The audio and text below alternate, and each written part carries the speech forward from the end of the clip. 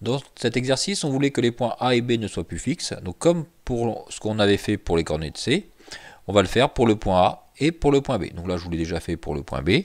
Si on le fait maintenant pour le point A, donc je demande les coordonnées de A, donc l'abscisse de A. Donc float, donc ça va être un nombre à virgule.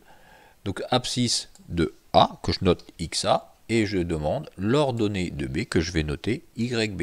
Donc, et que je vais noter YA, donc l'ordonnée de A, ordonnée de A.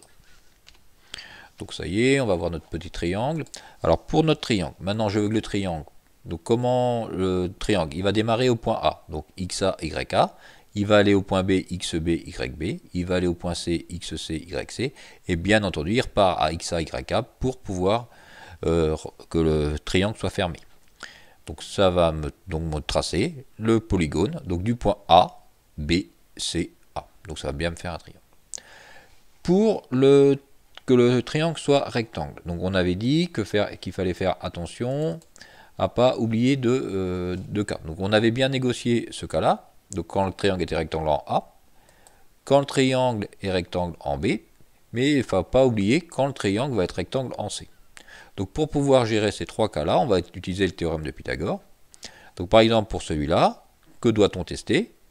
Quand AB au carré va être égal à AC au carré plus CB au carré, le triangle va être rectangle. Ici, donc quand AC au carré va être égal à AB au carré plus BC au carré, le triangle va être rectangle. Et dans ce cas-là, quand AC au carré plus AB au carré va être égal à BC au carré, le triangle va donc être rectangle. Donc on va avoir trois cas à traiter. Ce cas-là, rectangle en A, ce cas-là, rectangle en B, ce cas-là, rectangle en C.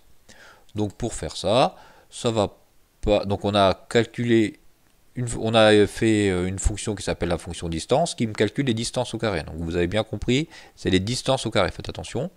Je note petit c, la distance au carré, pour que ce soit plus simple. Donc AB au carré. Petit b, ça va être AC au carré. Et petit a, ça va être AB au carré. Donc AB au carré, AC carré et BC au carré. Alors ça va être quoi ma fonction ci?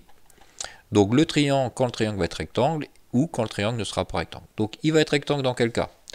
Donc il va être rectangle quand C, la distance AB au carré, va être égale à la distance AC au carré plus la distance BC au carré. Donc on va donc être dans le cas où le triangle, dans ce cas-là, va être rectangle. Donc dans ce cas-là, donc là on a dit, donc la distance AC, donc ça va pas être celle-là, donc ça va être quand AC va être rectangle. On va donc être dans ce cas-là. Donc AB au carré va être égal à AC au carré plus CB au carré. Donc on est dans ce cas-là. Ça va être quand le triangle va être rectangle en C. Soit il va être rectangle en C, ou, donc le ou sur Python c'est or, hein, ou mon triangle, on a dit, il peut aussi être rectangle, celui-là en A. Donc en A, ça va être cette distance-là. Donc B au carré, B qui va être égal à cette distance-là, plus celle-là, au carré. Donc ou, donc B